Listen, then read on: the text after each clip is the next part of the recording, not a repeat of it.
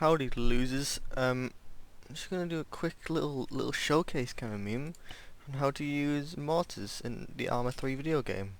It's pretty simple. Without the artillery computer, that is. But before you do that, a few things you need. You need a artillery range table for the vanilla mortars at least. The mini mortars are using 3PF or whatever it's called. They have an inbuilt rangefinder, but it works. I mean, range card. Sorry, but it works practically the same anyway. So, obviously, this is different circumstances for different terrain and stuff. You probably won't be in a completely flat terrain all the time. You'll have difference in elevation for hills and stuff, and probably trees in the way, so you can't directly target targets. So, first of all, how far away is this guy? 8.6. It's too close. We'll go for this guy first. So at the bottom left, you can see under the solution, you've got range RNG, which is 485 at the moment. That's how far away this dude is. If I went for this dude, it'd be 985. So we're just going to go for this dude, 485, and we're going to self-interact. Bring up this. This is pretty much all you'd have to look at for ranging and stuff. I wouldn't shoot underneath 50 meters or around 50 meters because that's very danger close. Probably over 200 meters is pretty good. Pretty safe for you and your squad to shoot. So you've got things called charges, which is basically the amount of explosives you stick on the back of the thing, on the back of the mortar to shoot it up.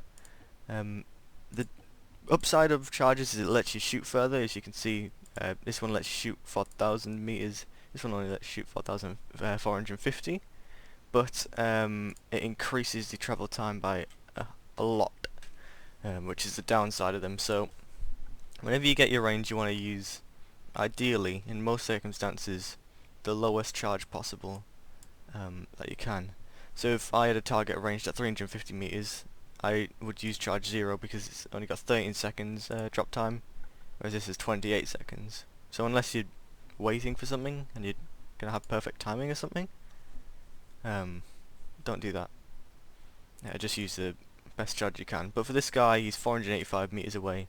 We can't use this because it only goes up to 450 meters. So we'll use charge 1, which goes 450 to 500 meters.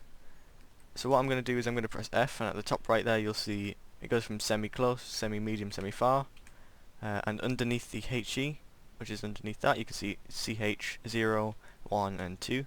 So close close is charge 0, medium is charge 1, far is charge 2, easy peasy. So this guy is 485 meters away. We're going to go for charge 1.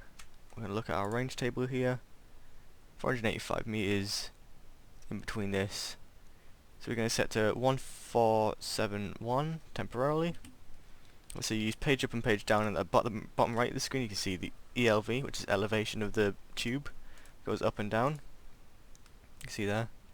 So the number that we want to go to was what again? 1471.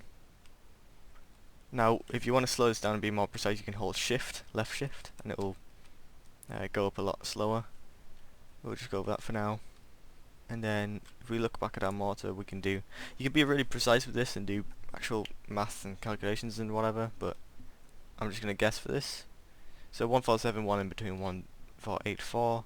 I'm going to go for, we're looking at 485 meters, so closest to the 500 side, closer to this. So in this case, the higher up you go in elevation, the closer it lands. I'm going to go 1475, 1475 probably. Yeah, so I'll go 1475. And if I fire this, it'll take around 28.4 and 28.3 seconds, so we shall wait for that. Remember, mortars do have a splash range, so as long as you hit around about your target, it's good effect. Unless you're trying to hit an IFV or something slightly armoured like that. It should come down soon. You can actually see in the virtual thing where the shell comes down, and boom, we hit the target. Depending on the azimuth that you're looking at, and how far away you shoot, the mortars will have a splash radius. We shot that guy around here and that mortar ended up over there, even though we were aiming here. The distance you can almost completely control, but it always has a splash radius of somewhat, I don't know, something. So now we're going to go for this guy, 985 meters. Can this fit on charge 1? Yes it can. So you're going to go in between 1000 and 950. 1000, so let's go 1337 maybe. Is about right. Yeah, we'll go for that.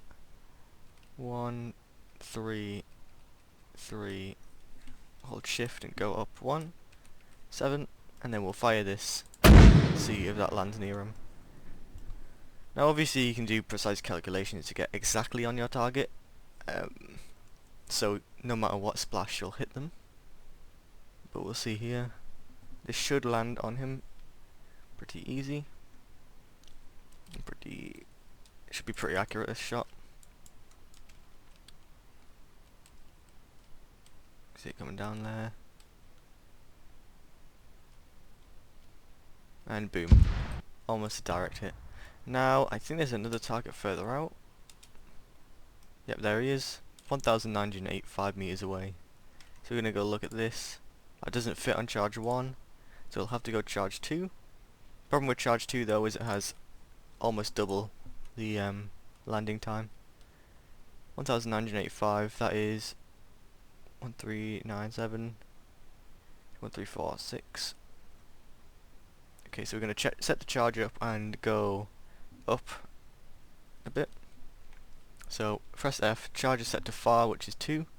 We'll go up to around 1342 and fire. And hopefully that'll land on him, pretty much.